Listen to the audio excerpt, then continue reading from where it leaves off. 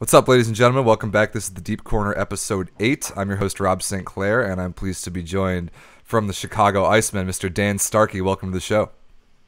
Hey, thanks, man. Thanks for having me. I've been looking forward to this since you told me about it, so super pumped to be here. Yeah, great to finally get you on. So you just finished your first season in Denmark, and which unfortunately got cut a little bit short because of the virus. So you've been home for what, like a week now?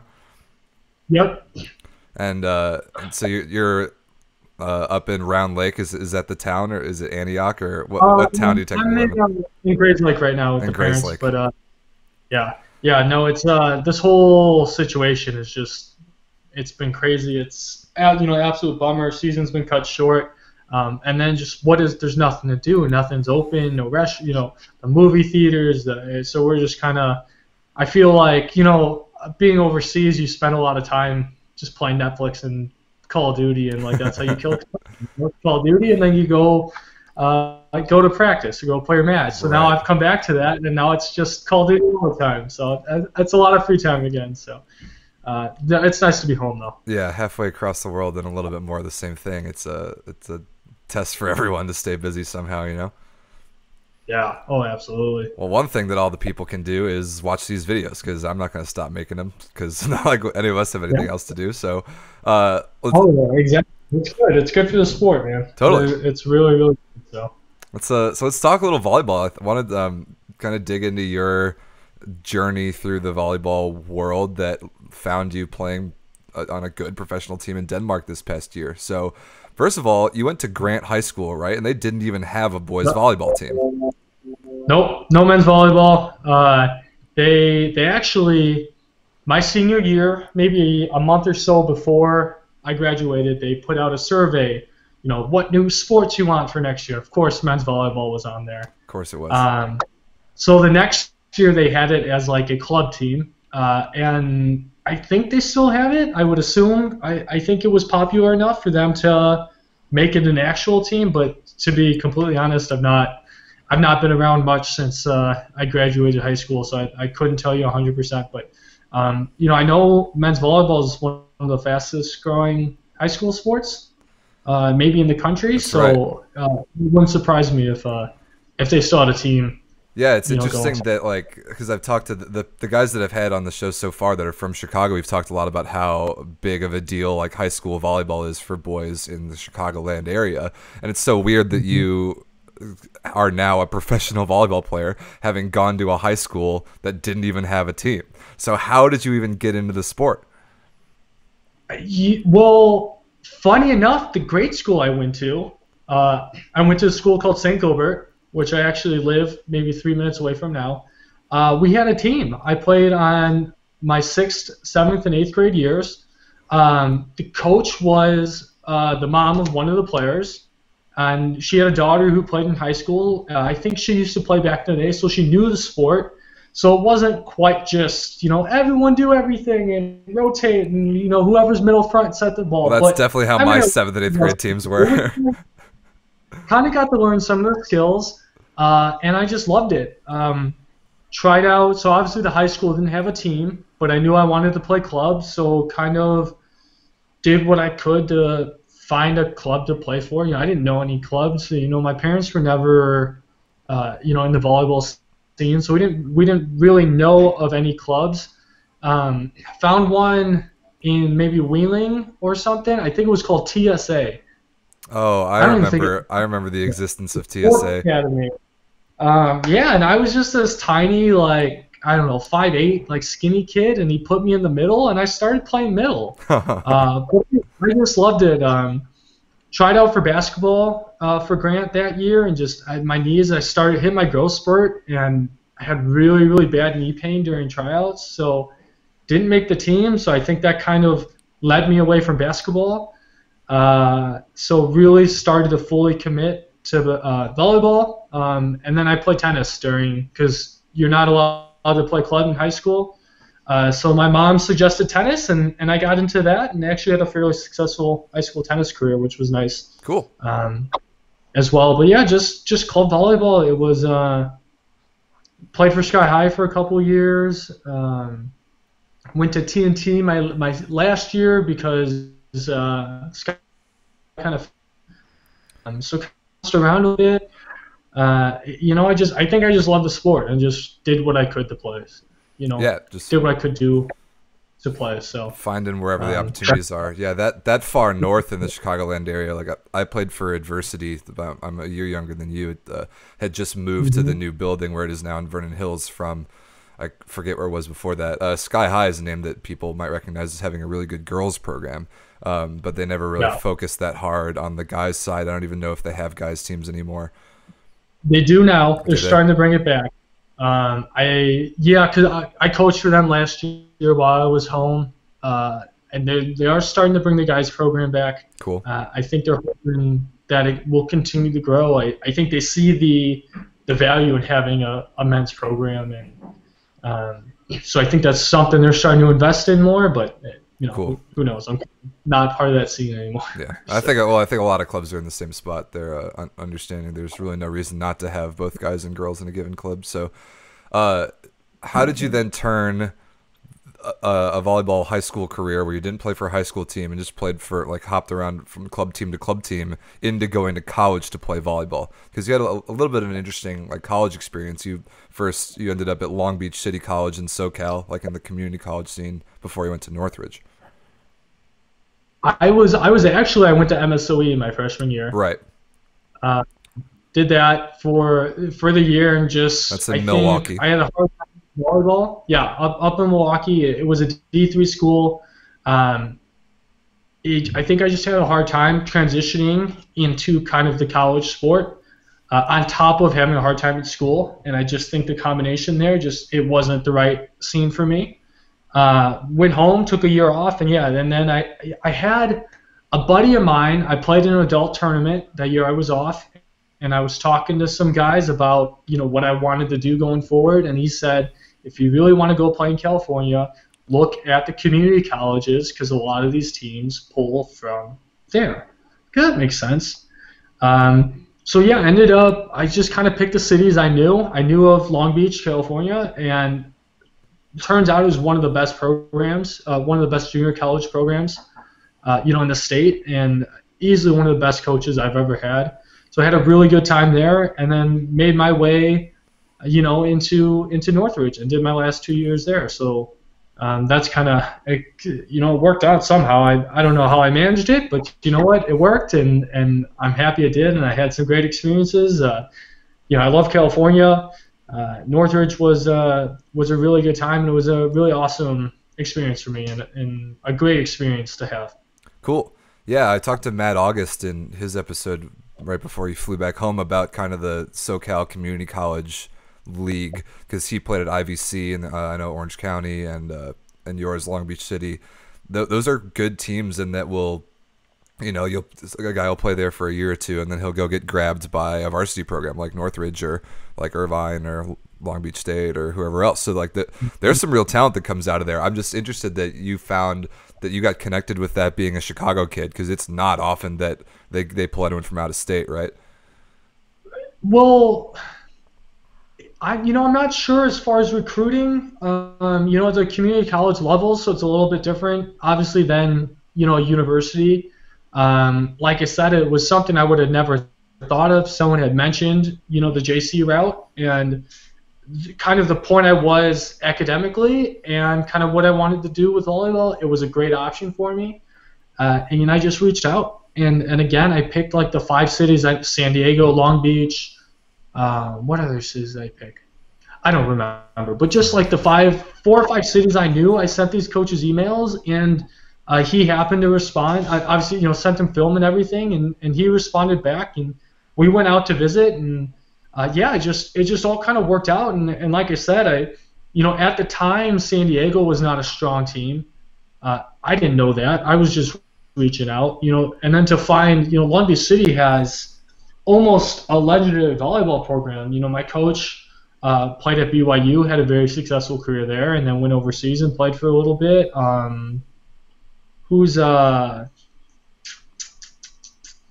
I forget her name, but she's the volleyball in charge of the volleyball program at Long Beach City now. Okay. It's not Misty. Is it Misty May? I can't remember. But yeah, I mean, if you know that pairing, like they've won so many Olympic medals for, and she's the president of the volleyball program at the school now. So it's just kind of cool that it's a good program. Like people know it. When I say Long Beach City, like people know it, and that surprises me. I say College of Lake County, everyone's like, what? Like what? I know that one. Yeah. Exactly. You're from around here, but. And it's just kind of too funny. Like people know that program, so it was really cool. I like just happened to be lucky enough to stumble upon it. So I'm glad that worked out. Yeah, it totally did. And then you made the jump to Northridge and played 2 years on the big D1 varsity level. Was the level of play? Do you think it was substantially different from LBCC to Northridge, or do you think you were pretty well prepared?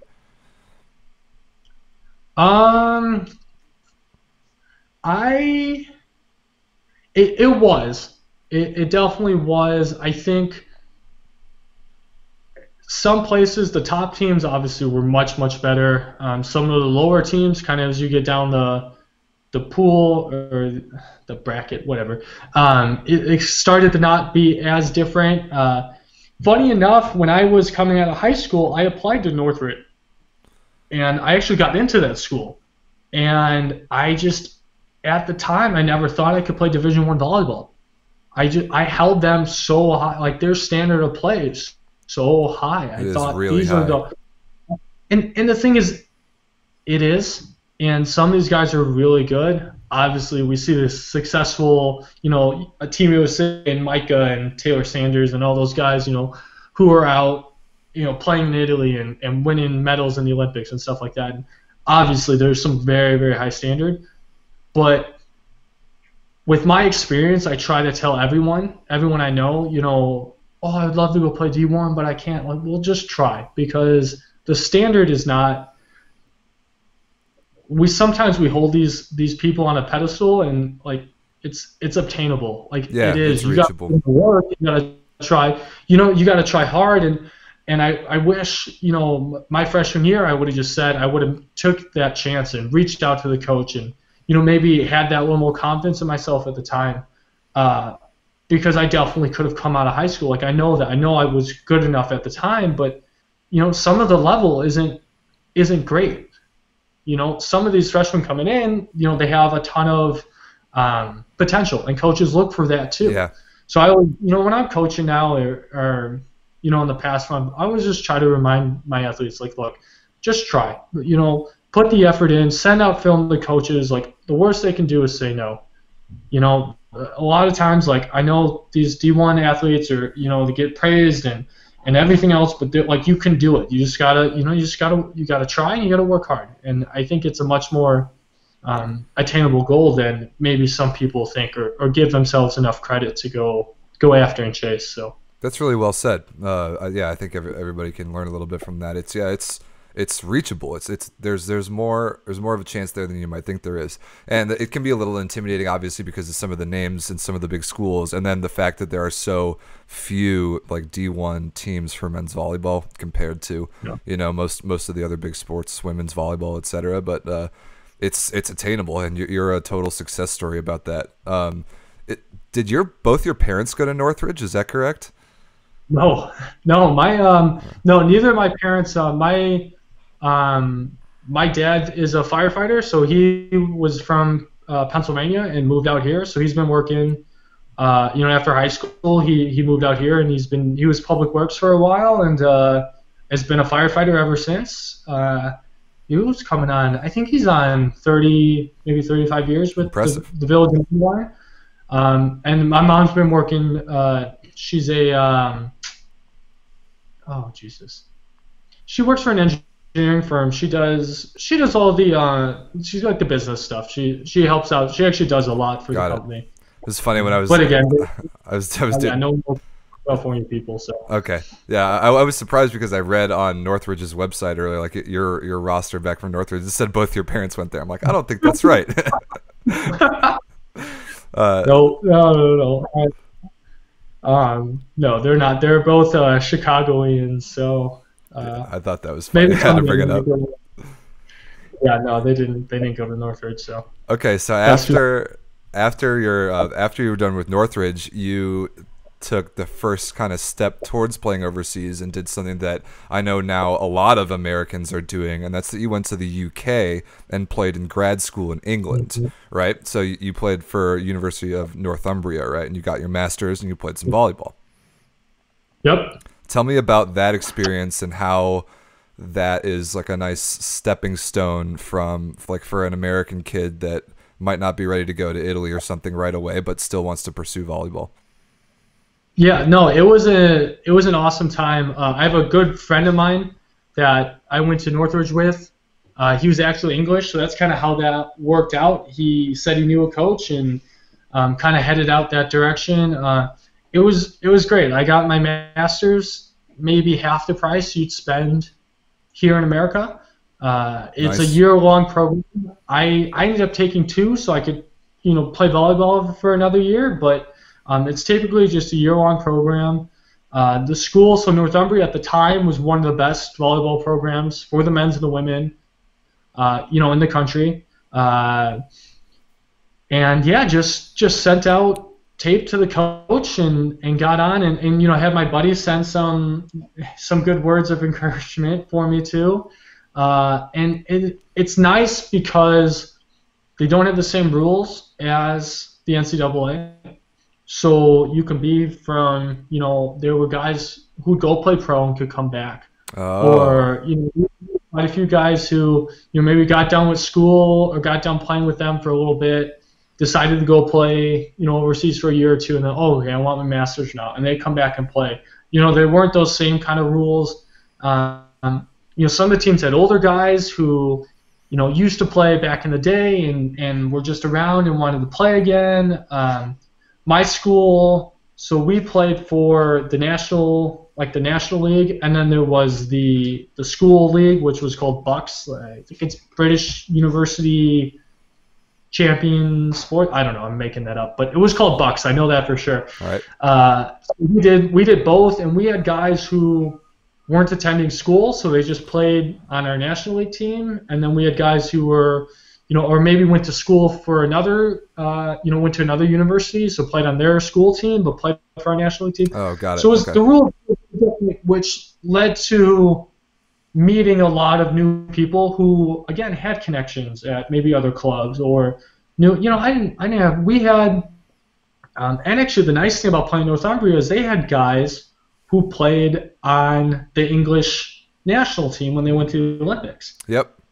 Which it was really cool to get to meet. I actually got to play with some of those guys, and they're all good people, and they were very helpful in me trying to, kind of what are the next steps? What's my best bet? To find an agent, to try to do it on my own. Who do I reach out to? Here are some coaches. Here's this. Send me your stuff. We'll do that.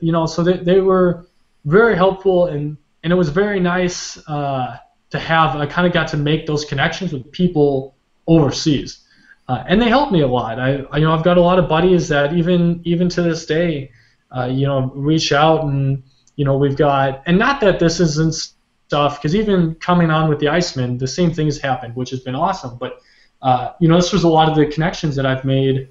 Where I didn't get that, like coming out of Northridge, this was a big reason I did that, because I didn't know what my next step was. I didn't know how to go play pro, and really told me. I had an assistant coach who was encouraging me and like, oh, you definitely could go do it. I was like, How? okay, so what do I do Yeah. now? It really worked out well because I like I said, I didn't know what I wanted to do. I knew I wanted to go play pro, but didn't know how to do it. Got a master's degree out of it, which is awesome. It was good. It was a good 2 years. We were very successful. We won the Bucks championship both years I was there, and then the second year we won everything we could. We had a good team, so it was a nice little resume check. Awesome. Yeah, Yeah. but no, it was. I know a bunch of guys that are like kind of the top players at the college club level. The UK university scene is now a very popular place for them to go. I know a lot of guys from Wisconsin, Purdue, for myself, and U of I, and Ohio State. Some, and like there are guys, a lot of guys from the NCVF that are going over to the UK, and I think that not enough people know that that is an opportunity for them to go continue playing some volleyball. I think it's cool that Americans have started to go over there and started to figure that out. It's a really nice step. Yeah, and that's what I've been trying to tell everyone, and even whether it's volleyball or I know some water polo players. It's just something no one knows about, and it was a great experience for me. So, I try to tell everyone. And like I said, if obviously if you're a Micah Christensen, everyone's reaching out to you, like your path. Yep. But that's any sport. If you're LeBron James coming up through high school, like he knew he was going to the NBA. Like when you're a big name in the sport, your path is easy. When you're not quite that high level, you kind of have to figure it out on your own a little bit. And it's a good first step, especially if you want to try to go, play overseas somewhere else. England is a good stepping stone to go do that. And plus, like you said, I think my education, like as far as a master's degree, it was half the price. Yep. And there's some of these schools that I have friends at, or I'm sending people to. They're equivalent of Ivy League schools, and like that's incredible to go out and be able to play, overseas, live in a different country for a year. England was great. Newcastle's a great city. We had a lot of fun. It's a great opportunity. So I again try to tell people as much as I can, go do that. Like, go enjoy. Might as well. You're young and exactly. You got Might nothing as well. to do. Yeah, I totally agree. Yeah, the England League is a cool thing that not enough people know about. So the people listening definitely appreciate your storytelling and your insight to that. So you finished in Northumbria at the end of 2018. You came back home, and then it wasn't until a little, like, you didn't get picked up by Vidover. I don't really know how to pronounce your Danish team. You didn't get picked up right at the beginning of the season. How did you get connected with your team in Denmark that you just finished playing for? And after kind of taking a year off of playing overseas volleyball, just what was that process like? What was the timing? What was the connection? So actually, after I left, when I was in England, I actually played against a guy who was actually from Chicago as well, and he just began working with an agency. So he reached out to me one day and said, "Hey, can I be your agent?" I said, "Yeah." I'm like, "This is awesome. Here we go. Okay, moving in the right direction." Yeah. So I was with him from maybe that was like March or April to about January, hoping that I'd find something for that season. Nothing came up, and I ended up staying home playing for the Icemen, which was awesome. Kept me in shape. Some really good competition. So that part of it was good. So it was January.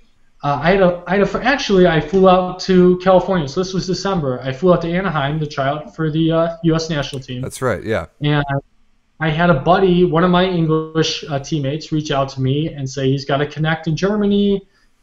He said he was interested in me, so I started talking to this connection in Germany, and then my agent at the time reached out to me and said, "Hey, I got this opportunity in Germany." I'm like, "Well, I've already been talking to him, so I don't, so that kind of whole thing kind of happened, which was weird. And then I decided it all fell through, obviously, because I finished my season with the Icemen.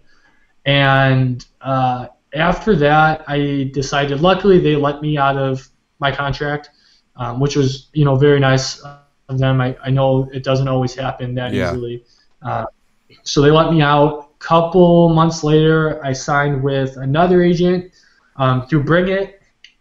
I had some buddies who signed with him, and they got him some good contracts. So I thought, what the heck, let's try. I got one more year, to try to get this going. Let's do it. Just nothing was happening. Again, through the summer, I'm like waiting, and just trying to stay positive. And it's August, September, and everyone else is like heading back to season, and and in the gym trying to stay in shape. And so that was kind of a tough little period, but just kept grinding and kept working out and kept hoping for the best. And it was October. I was actually I had just got a part-time job. I was working for Amazon at the time just to try to make some money for a little bit, and he sent me an email and said, "Hey, there's even that's absolutely." Yeah, so that was maybe a week before Halloween because I flew out to Halloween. So I'm like, yeah, started talking to this Danish team, and we started kind of figuring out the contract and all the details and stuff. And I'm like, can I get a week, like, to kind of say goodbye, say goodbye to the girlfriend and everyone else, and get everything settled and pack and stuff, and be ready to move out. Yeah, and I got out there. Unfortunately missed. So the season started in September, so I think I missed the first 3 or 4 matches completely. And then when I got out there, I wasn't allowed to play for like the first 2 or 3 I was there because of like visa or papers or something. Oh, like yeah, that. sure, like a work visa. Yes. So I was allowed to practice, but I just couldn't play in matches, which is obviously a bummer. You outside of traveling all the way out there to play, and you couldn't, you want to be there with your team and be on the court with your team. But yeah, then I was able to play, and so was there for about a month and a half, and came home for Christmas, and then came back for the rest of the season. So was there for about 2 months, maybe a little more than 2 months, and then this whole virus thing hit, and it got cut short. But yeah, that's kind of how. Luckily my agent was still grinding, and they happened to reach out, and it worked out. It's a good first step of my professional career. So yeah, you got just in time. You got picked up to play a pretty good chunk of a full season. It obviously wasn't a full season, but the perfect. Like you said, yeah, the perfect first step or the next logical step after playing in England. You got picked up. The Danish League is really good. There are several of our VLA people involved in that league, so you got to play against your Iseman teammate Will Kraft, played in Denmark this year. The Palakowski married duo, coached at Gentofte Volley, Cully and Dan. I got all of them. Yep. So there are a handful of Americans in the league, which is really cool. You were telling me a story before this about what was going on in the playoffs right as the season got cut short for the virus. Can you tell me about the series that you guys played in the quarterfinals before, like in the play that would be in the playoffs? You still would be playing if it weren't for the virus. Yeah. So the top 8, I believe it was a 10-team pool altogether. The top 8 made it in the playoffs. We were ranked 6th going in. So we played the third place team in the quarterfinals. It was best of 3 matches. We played a team from a town called Middelfart, and about 2 hours away from us, 2 hours away from Copenhagen. And so first match, we drive out there.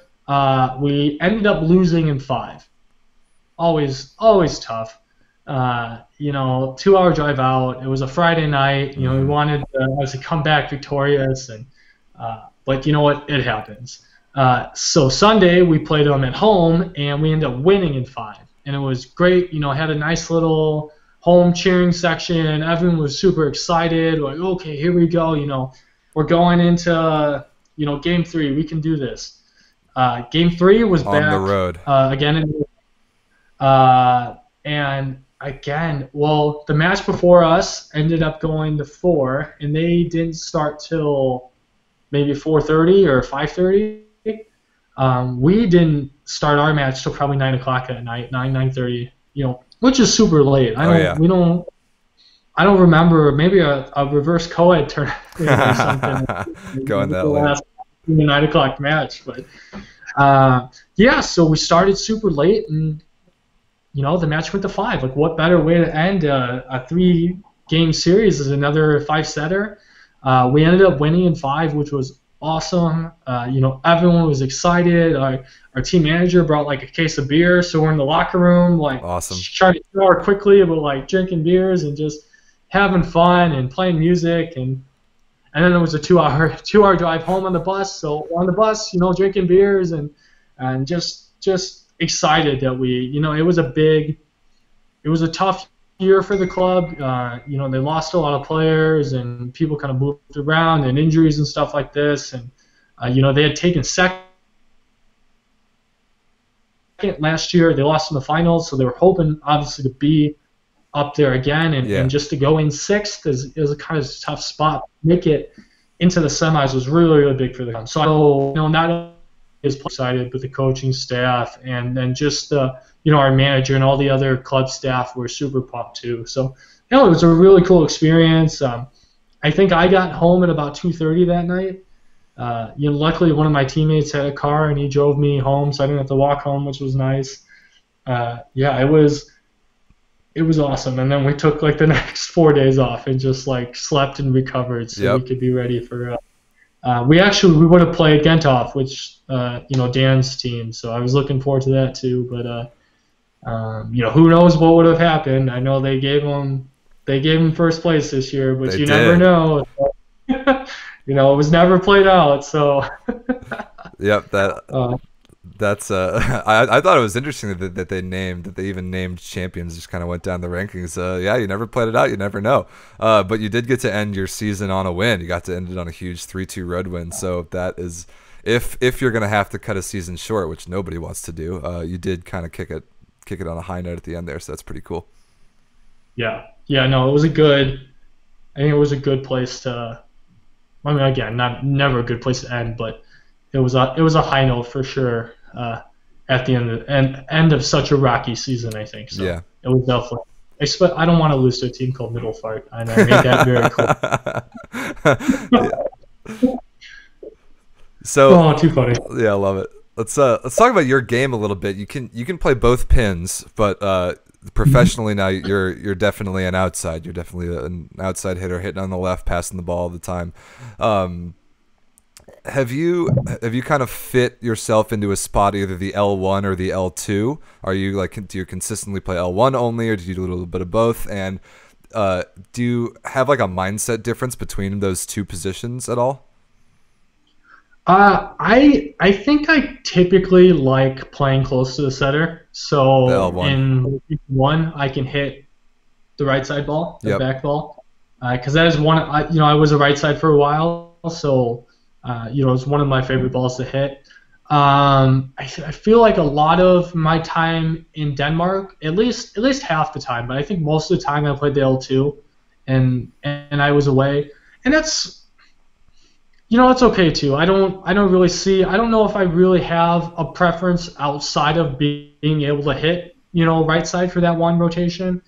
Other than that, I think they're both. It's something I've not really thought of. I don't think I favor, one over the other. I think I prefer to be matched up against the right side when he's front row as far as blocking. Yeah. Instead of a setter. Especially when I'm up against Loy and he dumps on me 4 times. That's never good. He'll get the best of anyone on that. That is very true. He's got me outmatched a little bit, so I'm not too upset about it. But I think I do prefer being matched up against the big right side, because it's always fun to block them. Yeah. But outside of that, they're just little preferences. It's nothing. It's not like I'm L1 again. No, I don't. It doesn't matter to me that. Okay, cool. Together. So how about when in the course of a tournament or in the course of maybe even a match, if you get switched from the outside to the opposite, that kind of is a mindset switch, right? Can you talk about that a little bit? I feel like I play outside very much like a right side. I've always been hit the ball as hard as you can and hope for the best kind of player. I like that. I'm not a strong tipper. It's something I do well. It's not something I like to do. Hit high and hard, and that's what I've been good at. And that was always the nice thing about playing right side, is that's your job. That's what people expect from you. You get a big out of system ball, they expect you to go up and take a rip, not just put a blue ball over. And that's what I loved about playing right side. And I try to bring that same intensity into playing outside. So really switching. The only thing is kind of a relief, because then I don't have to worry about passing. So that kind of whatever, pressure or, whatever it is in the moment, there is that relief of not having to worry about, passing anymore, and just, all I have to do is worry about hitting the ball. Yep. You know, and that's really it. I think, I try to play both positions kind of the same way, and just aggressive, you know, just and get some blocks, and aggressive when I hit, and just kind of be productive. And so it doesn't bother me. It doesn't bother me when I switch. I don't mind it at all. At the end of the day, I got to score points. Yep. So if I'm an outside, I got to do it from position 4. If not, I do it from the other side. So, whatever I can do to be on court and help the team, that's what I want to do. So I like that. I like the just hit it high, hit it hard mentality of a right side that you just bring to that position. Because then if your other outside hitter is more of like I don't know, maybe a ball control-y shot management kind of guy, then it can be a nice little complementary thing. Or if your team is just full of big sticks that jump high and hit the ball hard all the time, they're yes. Let's just hit the ball as hard as we can. Yep. Or even I'll just rip it and grip it. So that is a recipe for success as well. There's a lot of ways to score some points. That's my game plan. So I like it though. Yeah, let's talk about your Iceman squad a little bit. First of all, how did you even get connected with them? You told me a little bit about like while you were in the break, you just knew a couple of the right people and fell into the squad. But you've become a key player on that team over the past couple of years. How did that relationship come about? I knew of Tim. So Tim Faulkner, the owner, I guess you'd call it that. Head honcho, coach. Yeah. I knew him. I knew of him from probably 5-6 years ago. I'm pretty sure he used to play beach at Side Outs, which is a bar around here that used to be pretty popular with the beach volleyball players during the summer. So I'm pretty sure I knew of him from there. And then, volleyball, everyone knows everyone. So I had some good friends of mine who were friends of his. And I knew when I was coming home from England, I knew he was in charge of this Iceman team, so I wanted to be a part of that. So I had a friend introduce me. I don't know, maybe for the first time or maybe for the third time. Who knows when we were, actually introduced. But yeah, I actually at a friend's wedding had him introduce me, and he said, yeah, like would love to have you, and it was just kind of, it just kind of went from there, and it's been great. It's Tim does a really nice job, and we've got a really good group of guys. So it's been really, really nice. So it was nice having that connection, and when I had that year off, to have a high level team, to play for still. So yeah, and it's great for all the guys like you that are playing over in Europe. You get to come back in the summer, play VLA for really good teams against really good competition. It keeps your skills sharp, puts the product in front of the people here in the U.S. and really all good things for everyone involved. So yeah, we're stoked to have you guys out on the court again this summer. You guys are traveling really all over the place. We'll have a little bit more coming out about some updates to the schedule based on the virus, how that's affected the schedule. I'm going to have Coley on the next show, and we'll talk a lot about what's going on with that.